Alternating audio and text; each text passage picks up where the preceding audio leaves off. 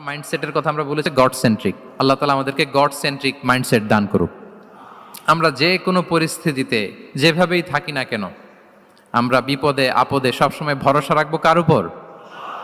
এটাই হচ্ছে god centric বা আল্লাহ সেন্ট্রিক মাইন্ডসেট। আচ্ছা, 2 নাম্বার মাইন্ডসেট হচ্ছে ভিশন ওরিয়েন্টেড মাইন্ডসেট।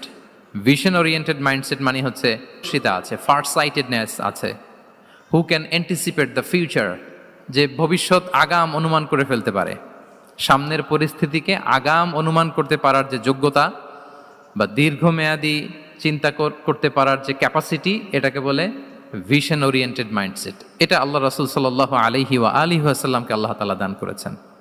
উনি ভবিষ্যৎকে আগাম বুঝতে পারতেন, আগাম অনুমান করতে পারতেন, এবং সে অনুযায়ী তিনি স্ট্র্যাটেজি, প্ল্যান, পরিকল্পনা এটা তিনি সাজাতে পারতেন। এটাকে বলে ভিশন ওরিয়েন্টেড মাইন্ডসেট।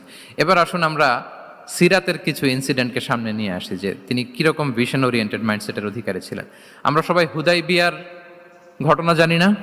কত হিজরিতে ঘটেছিল বলুন তো সবাই? 6ষ্ঠ হিজরিতে।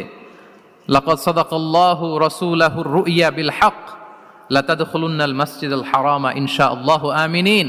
রাসূল সাল্লাল্লাহু আলাইহি ওয়াসাল্লাম 6ষ্ঠ হিজরিতে মদিনায় স্বপ্নে দেখলেন যে তিনি উমরা করতে যাচ্ছেন। তো নবীদের স্বপ্ন এটা কেবল স্বপ্ন নয়, এটা আল্লাহর পক্ষ থেকে ওয়াহি, রেভেলেশন।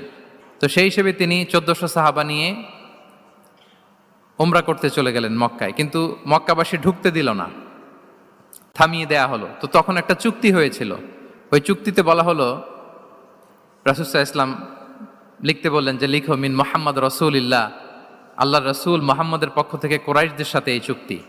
কুরাইশরা আপত্তি করলো যে না, শুধু মুহাম্মদ লেখা যাবে, রাসূলুল্লাহ লেখা যাবে না।